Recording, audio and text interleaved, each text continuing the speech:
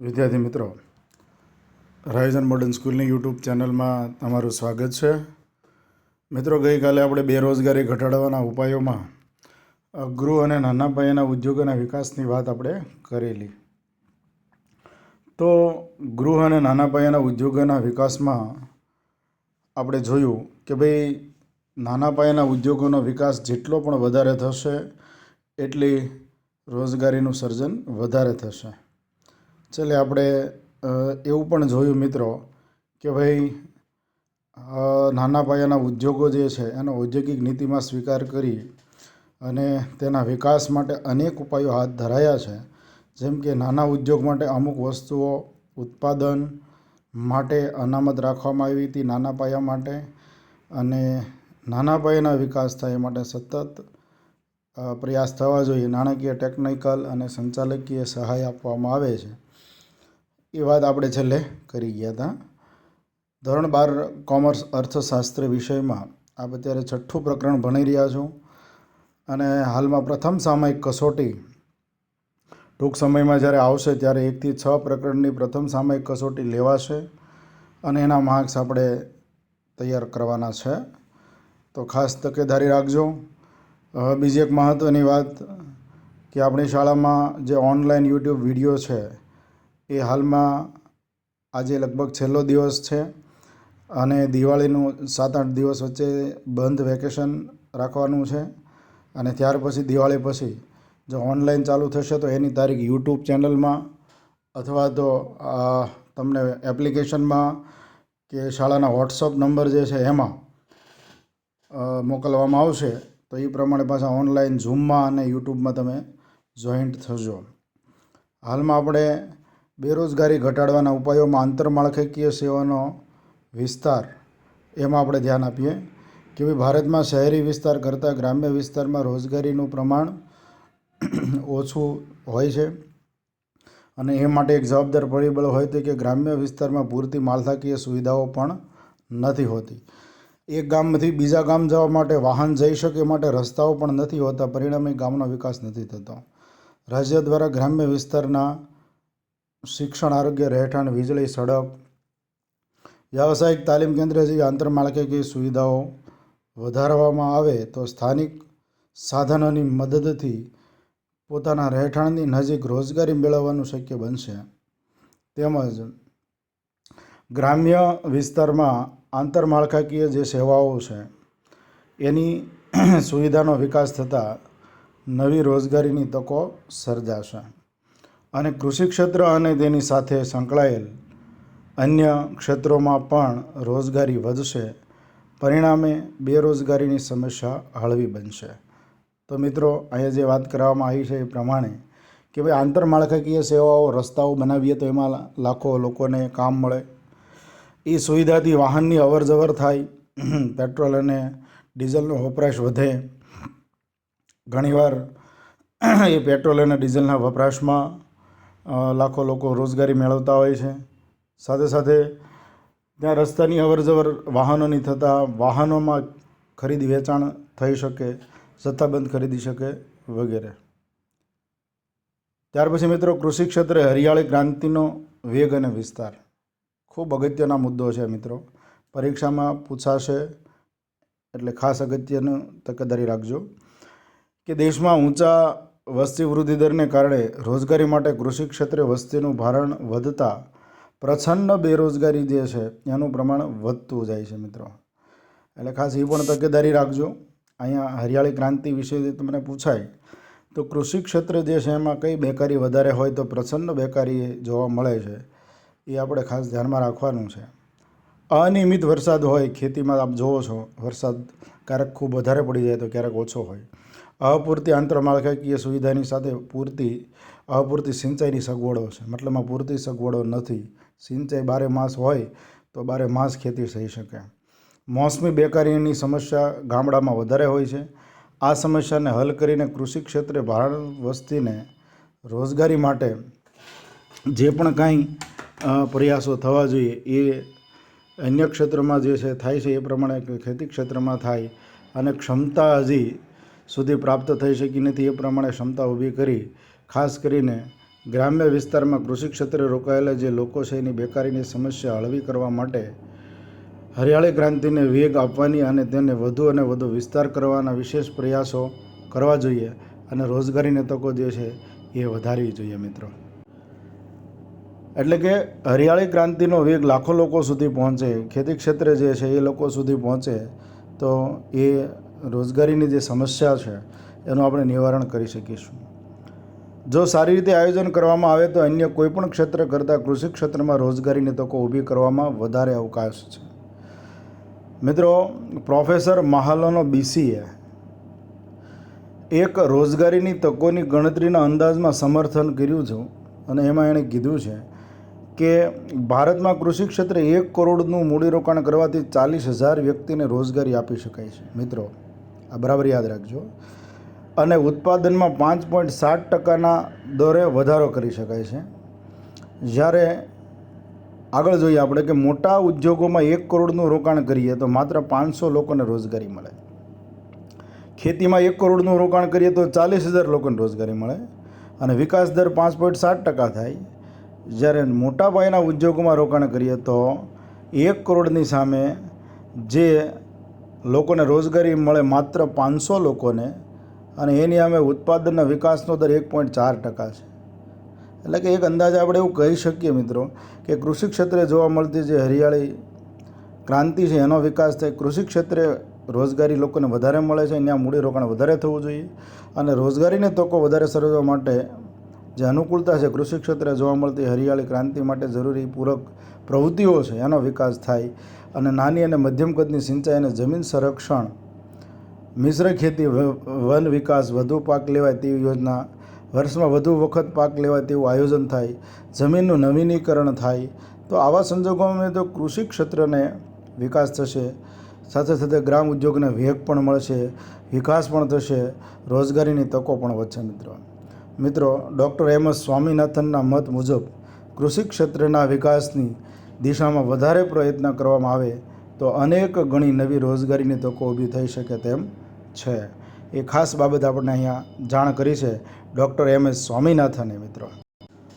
તો મિત્રો, અહીંયા જે વાત કરવામાં આવી છે એ પ્રમાણે કે ભાઈ કૃષિ ક્ષેત્રે જે વિકાસ થવો જોઈએ એ થયો નથી અને પરિણામે લાખો લોકોને રોજગારી મળવી જોઈએ તે મળી નથી.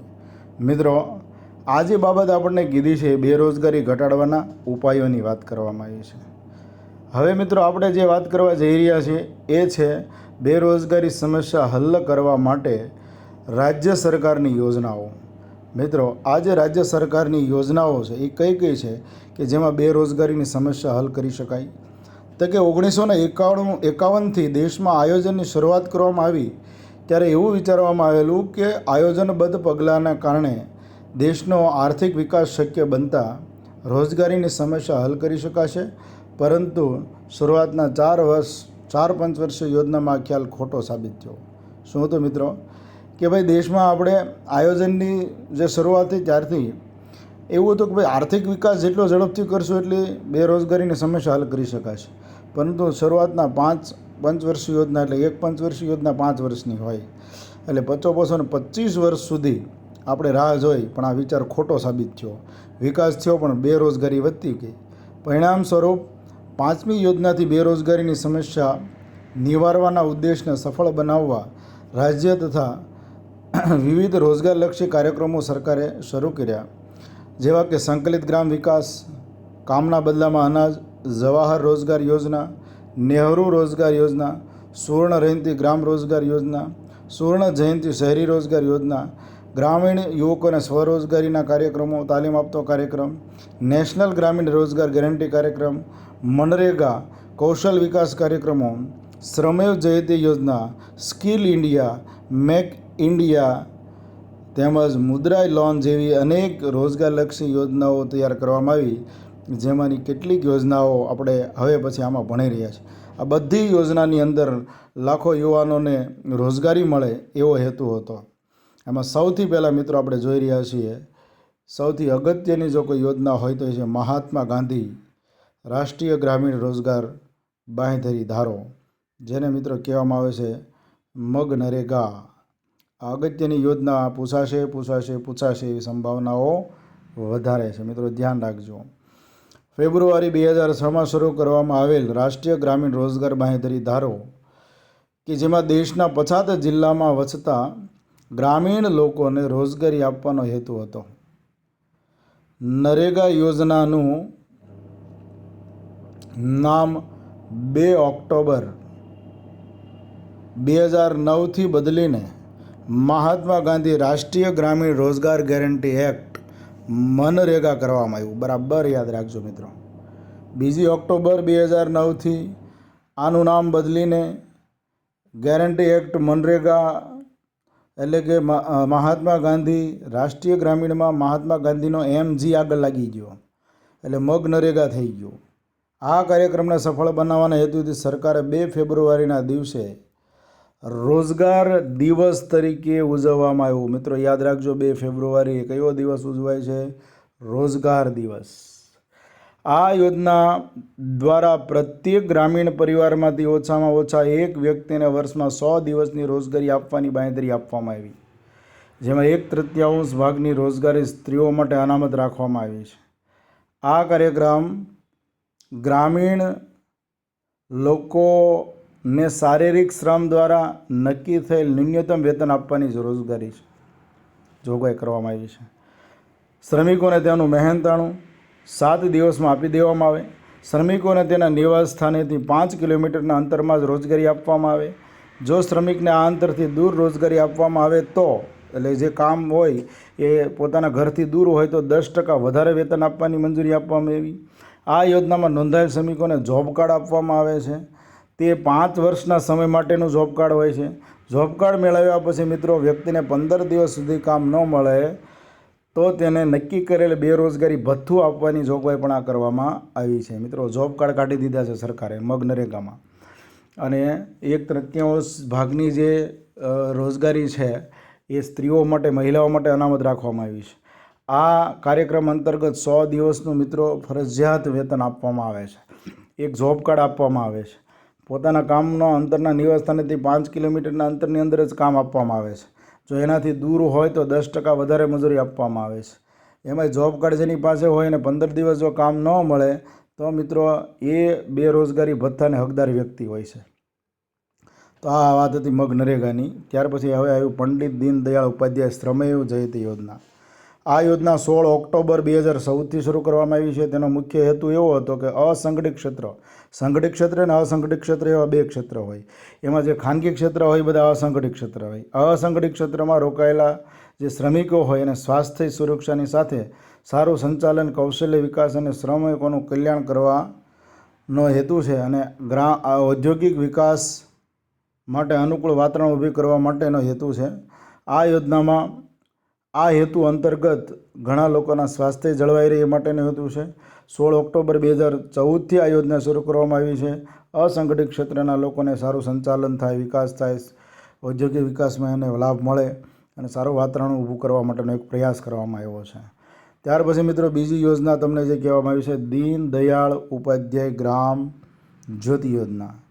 અગાઉની ગ્રામીણ વિદ્યુતીકરણ યોજનાના સ્થાને આ યોજના શરૂ કરવામાં આવી, જેનો મુખ્ય હેતુ ગ્રામ્ય વિસ્તારમાં, ખાસ યાદ રાખજો મિત્રો, ગ્રામ્ય વિસ્તારમાં 24/7 એટલે 24 કલાક 7 દિવસ એટલે કે સતત વીજળીની સેવા પૂરી પાડવાનો હેતુ હતો, જેમાંથી પણ લાખો લોકો રોજગારી મેળવતા થયા છે। તો 24 કલાક વીજળી જે આપવાની શરૂઆત થઈ એ દીનદયાળ ઉપાધ્યાય ગ્રામ જ્યોતિ યોજના છે, એનું ખાસ ધ્યાન રાખજો। ત્યાર પછી મિત્રો આ યોજના આપણે જોઈ રહ્યા છીએ અત્યારે કે ભાઈ દીનદયાળ ઉપાધ્યાય ગ્રામીણ કૌશલ યોજના। આ યોજનાની શરૂઆત 25 સપ્ટેમ્બર 2014થી કરવામાં આવી, જેનો મુખ્ય ઉદ્દેશ 18થી 35 વર્ષના વયના યુવાનોને રોજગારી આપવાનો હતો। આ પણ મિત્રો યાદ રાખજો મુદ્દો કે દીનદયાળ ઉપાધ્યાય ગ્રામીણ કૌશલ યોજના અંતર્ગત 25 સપ્ટેમ્બર 2014થી જે યોજના શરૂ કરવામાં આવી એનો હેતુ એવો હતો કે 18થી 35 વર્ષના યુવાનોને રોજગારી પૂરી પાડવાનો હેતુ હતો। અને ત્યાર પછી છેલ્લે મિત્રો પ્રધાનમંત્રી કૃષિ સિંચાઈ યોજના। આ કાર્યક્રમની શરૂઆત 1 જુલાઈ 2015થી કરવામાં આવી। હર ખેત કો પાની, એક માર્ક માટે પૂછાશે સૂત્ર યાદ રાખજો, હર ખેત કો પાની, એ સૂત્રને સાર્થક કરવાના ઉદ્દેશથી ખેત ઉત્પાદકતા વધારવા અને દેશની જે ઉપલબ્ધતા છે એ સાધનોને શ્રેષ્ઠ ઉપયોગ કરીએ અને વધારેમાં વધારે કૃષિ ક્ષેત્રે સિંચાઈનું આયોજન કરીને ઉત્પાદન કરીએ અને લક્ષ્ય રાખીએ અને વધારેમાં વધારે લોકો સુધી આ યોજનાનો લાભ પહોંચે અને લોકો રોજગારી પ્રાપ્ત કરે એ માટે આ 1 જુલાઈ 2015થી આ યોજનાનો લાભ લેવામાં આવ્યો. મિત્રો, કુલ 5 યોજના હતી આખા પોઈન્ટમાં. એમાં પ્રધાનમંત્રી કૃષિ સિંચાઈ યોજના, દીનદયાળ ઉપાધ્યાય ગ્રામીણ કૌશલ વિકાસ યોજના, દીનદયાળ ઉપાધ્યાય ગ્રામ જ્યોતિ યોજના અને પંડિત દીનદયાળ ઉપાધ્યાય શ્રમયોગી યોજના અને મનરેગા યોજના. આ બધી યોજના જે છે એ બેરોજગારી ઘટાડવા માટેના કંઈક ને કંઈક પ્રયાસો કરવા માટેની યોજના હતી. આ મુદ્દો ખાસ ધ્યાન રાખજો. 6 પાઠ મિત્રો પહેલી સામાયિક કસોટીમાં પૂછાવાના છે. સ્વાધ્યાયની અંદર પણ મિત્રો તમારે ટૂંકા સવાલ અને વિકલ્પ જે છે એ લખવાના છે અને પાકા કરવાના છે. આ ખાસ તકેદારી રાખજો તો તમને પછી તકલીફ પડે નહીં. બીજું, આ ચેપ્ટરની અંદર આપણે ખાસ કરીને પ્રચંડ બેરોજગારીનો અર્થ પૂછાવાની શક્યતાઓ રહેલી છે. પંડિત દીનદયાળ શ્રમયોગી યોજના, પ્રધાનમંત્રી કૃષિ સિંચાઈ યોજના, આ મહત્ત્વનો પોઈન્ટ છે. ત્યાર પછી મિત્રો ખાસ કરીને 1 માર્ક માટે 2 માર્ક માટે જે કંઈ પરિસ્થિતિ છે એમાં ખામીયુક્ત શિક્ષણ પદ્ધતિ બેરોજગારી માટે જવાબદાર છે, વિધાન સમજાવો. તો આ પોઈન્ટ એવો છે કે એ અગત્યનો છે. મહાત્મા ગાંધી ગ્રામીણ રાષ્ટ્રીય રોજગાર ગેરંટી યોજના, મનરેગાની માહિતી આપો. 2 માર્કમાં 3 માર્કમાં પૂછાયો પોઈન્ટ છે, તો એ પણ યાદ રાખજો. એટલે આ બધા જે મુદ્દાઓ છે એ ખાસ તકેદારી રાખવા જેવા છે, એ પણ ધ્યાન રાખજો. ભારતમાં શ્રમ પ્રધાન ઉત્પાદન પદ્ધતિ વધારે અનુકૂળ છે, સમજાવો. 2 માર્કમાં પૂછાય તો આપણને આવડવો જોઈએ, એ પણ તકેદારી રાખજો મિત્રો. તો આ હતી આજની વાત અને પાર્ટ 6ની વાત. અને દિવાળી પહેલાં છેલ્લો આપણો પીડીઆર, જેમાં આપણે .5 પોઈન્ટ ભણ્યા છીએ. એક બેરોજગારી ઘટાડવાનો પોઈન્ટ પૂરો કર્યો અને હવે બેરોજગારી ઘટાડવા માટે સરકારની જે યોજનાઓ હતી એના વિશે આપણે અભ્યાસ અહીંયા પૂર્ણ કરીએ છીએ. ચેપ્ટર 6 પણ પૂર્ણ કરીએ છીએ. ધન્યવાદ. Thank you. બધાને દિવાળી અને નવા વર્ષની ખૂબ ખૂબ હાર્દિક શુભકામનાઓ.